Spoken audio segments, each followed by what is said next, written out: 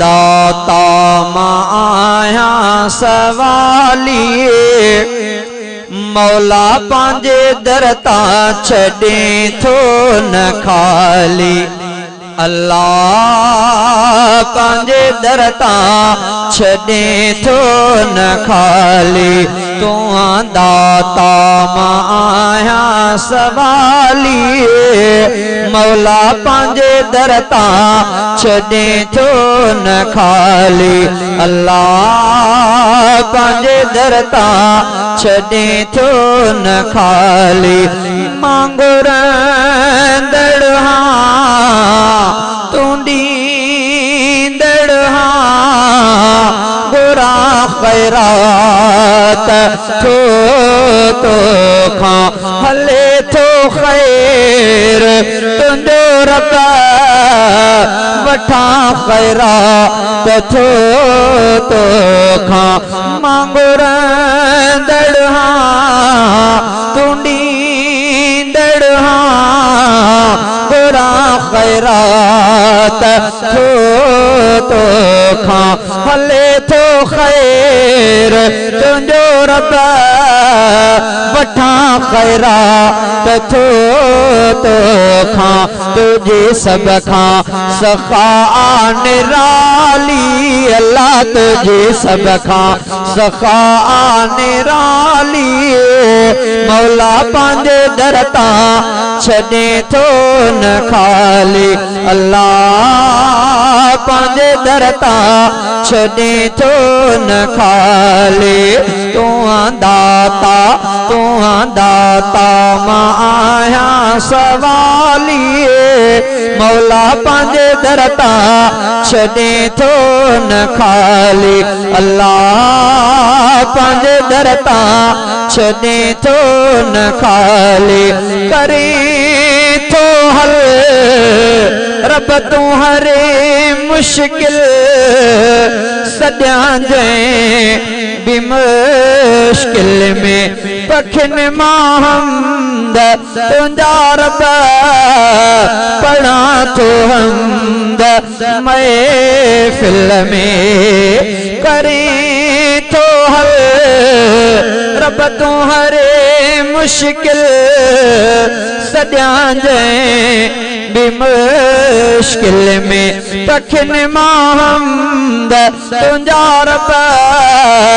पढ़ा तो हमद महफिल में करे तो थो मदद मानी माली अल्लाह करे तो थो मदद मानी माली मौला पांजे दरता छड़े थो न खाली अल्लाह पांजे दरता छड़े थो न खाली मिठियों न्याणियों दिनियों तोई गुर में पुटड़ा दिना तोई लगाए चंद छड़ा तो चार मुझे घर में रब साईं मोते तंजे अता निराली अल्लाह मोते तंजे अता निराली मौला पांजे दरता छड़े थो न खाली अल्लाह पांजे दरता छड़े थो न खाली तू दाता माया सवाली मौला पांजे दरता छड़े थो न खाली कयामत में ही रब साईं कजामते अता पंजे दिजा शदा देखे जन्नत कजा साईं सखा पंजे कयामत में ही रब साईं कजामते अता पंजे दिजा शदा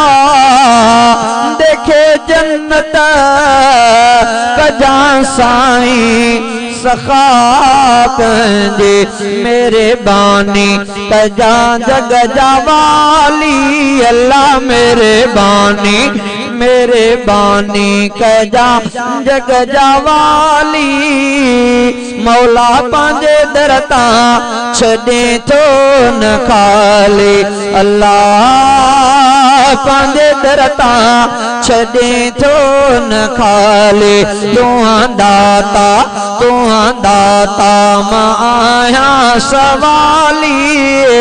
मौला पंजे दरता छड़े तो न खाली अल्लाह पंजे दरता छड़े तो न खाली।